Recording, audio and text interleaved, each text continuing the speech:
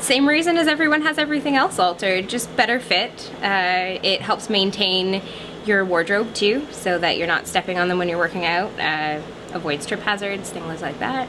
I don't know often until I see it. Most common is shortening pants, shortening t-shirts, shortening sleeves, bringing up the cuffs on hoodies and jackets.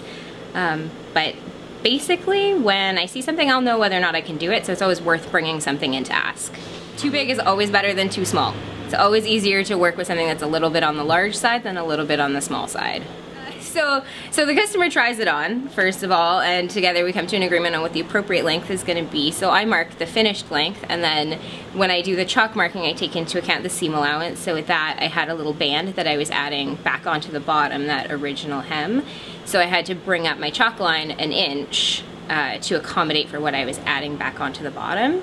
And then you just fold the material back and line up the original seam line with your chalk line, and very carefully stitch above the stitching, serge off the excess, fold it. You can fold it up towards the top of the shirt or down into the hem if it's not too bulky, and then top stitch with a matching color of thread, and just try to make it as close to original as possible.